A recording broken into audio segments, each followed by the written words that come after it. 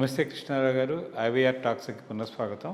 మన ప్రధానమంత్రి మోడీ గారు 3 nation tour Malaysia, Indonesia, Australia and New Zealand ఈ మూడిటి మీదను ఆయన ఒక గుడ్ విల్ విజిట్ మీద సత్సంబంధాలు, తర్వాత వాణిజ్య ఒప్పందాలు ఇవి పెరగడం కోసం అని చెప్పి తీసుకున్నారు.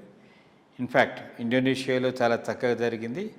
అక్కడ జరిగినప్పుడు కూడా ఐ థింక్ నెహ్రూ గారి మీద ఒక చిన్న ఈ ట్వీట్ కూడా చేసి ఆయన దీని గురించి చెప్పారు. అట్లాగే ఎక్కడికి వెళ్ళినా మెయిన్గా క్రస్గా ఏంటంటే ఇరు దేశాల యొక్క వాణిజ్య ఒప్పందాలను ఏ విధంగా బలవంతం చేయడము, అందులో మెయిన్గా క్రిటికల్ మినరల్స్ ఒకటి, అటామిక్ ఎనర్జీ కోఆపరేషన్ గురించి, తర్వాత ఈ యుద్ధానికి సంబంధించినటువంటి వాటి గురించి అయితే చేసుకుంటూ వచ్చారు. మళ్ళీ అక్కడ ఇండోనేషియాలో బాగానే అయింది. తర్వాత నెక్స్ట్ ఆస్ట్రేలియాలో కూడా చాలా చక్కగా అయింది. న్యూజిలాండ్లో కూడాను ప్రధానమంత్రి గారి పర్యటన ఐ థింక్ రేపు క్లోజ్ అయిన తర్వాత మళ్ళీ ఆయన భారతదేశానికి తిరిగి వస్తారు. ఉండే భారత సంతతి అందరికీను ఆయన అడ్రస్ చేసి చాలా చక్కగా చేశారు. ఈ 3 నేషన్స్ విజిట్ మీద మీ యొక్క స్పందన అంటే quad without America, I think this is what is coming out.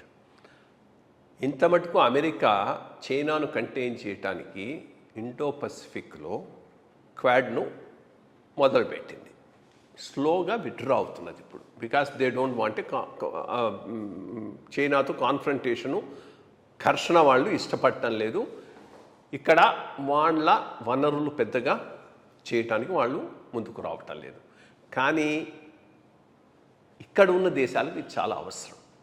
ఈ ప్రాసెస్ కూడా పివి నరసింహారావు టైం నుంచి మొదలైంది. లుక్ ఈస్ట్ పాలసీ అంతకుముందు మనకు పెద్ద పాలసీగా ఉండేది కాదు. తూర్పు సైడు చూడటం అనేటటువంటి పాలసీని మొదలుపెట్టినటువంటి మొట్టమొదటి పెద్ద లీడరు పివి నరసింహారావు గారు. అది వాజ్పేయి కంటిన్యూ చేశాడు. మోడీ సమయంలో ఇంకా గట్టిగా బలపడింది.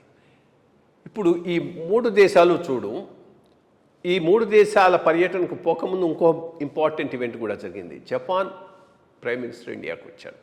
Japan, Indonesia, Australia, New Zealand, India ఒక చైన్ కింద కనుక ఏర్పడగలిగితేనే చైనాను కంటైన్ చేయగలుగుతారు. అది చాలా చాలా అవసరం. ఆ దృష్టితో మొదలైనటువంటి ఇది. ఇండోనేషియా చాలా చక్కగా జరిగింది అంటే ఒకటి కల్చరల్గా మనకు చాలా దగ్గర ఉన్నటువంటి కంట్రీస్లో ఇండోనేషియా ఒకటి. ఆ కల్చరల్ అఫినిటీని ఈయన బాగా ముందుకు తీసుకొచ్చాడు. రెండోది, ఇప్పుడు మనం నికోబార్ దగ్గర ఒక పెద్ద పోర్ట్ కట్టబోతున్నాం. అట్లాగే ఆ సైడు ఇండోనేషియా సైడు ఇంకో పోర్ట్ కట్టడానికి కూడా ఓ డెసిషన్ తీసుకున్నారు. దీంతో ఏమవుతుంది, స్ట్రాటజిక్గా మలక్కా స్ట్రేట్స్ దగ్గర మనకు చాలా ఇంపార్టెంట్ ఇది వస్తుంది. సో ఆ రకంగా. అండ్ దెన్ ఇండోనేషియాలో ఒక పెద్ద ఇదేంటంటే ఈరోజు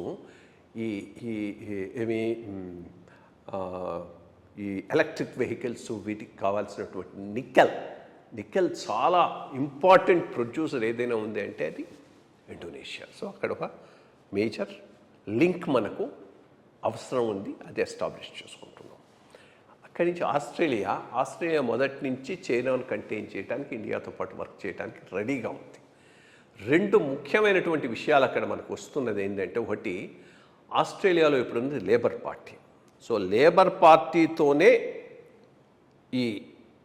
ఈ అగ్రిమెంట్కి వస్తూ కన్సర్వేటివ్స్ కలిశాడు, అదర్ పార్టీని కూడా కలిశాడు. సో దట్ పార్టీ ఎవరున్నా కానీ ఆస్ట్రేలియా, ఇండియా లాంగ్ టర్మ్లో దే ఆర్ టుగెదర్ అనేటటువంటి ఒక మెసేజ్ కూడా పంపిస్తున్నాడు. అట్లాగే న్యూజిలాండ్తో మనం ఫ్రీ ట్రేడ్ చేసుకున్నాం, ఆస్ట్రేలియాతో ఫ్రీ ట్రేడ్ చేసుకున్నాం. ఆస్ట్రేలియాలో చాలామంది, ఇండియా ఇప్పుడు major immigration centre for Australia India అయింది. సో చాలామంది ఎక్స్పాట్రియేట్స్ ఉన్నారు. అది ఒక పెద్ద మెల్బోర్న్లో పెద్ద సదస్సు జరిగింది. సో లుక్ ఫ్రమ్ ఏ యాంగిల్లో చూసినా కానీ ఇది కరెక్ట్ డెసిషన్, కరెక్ట్ డైరెక్షన్లో ఇండియా తీసుకుపోతుందని నేను అనుకుంటున్నాను.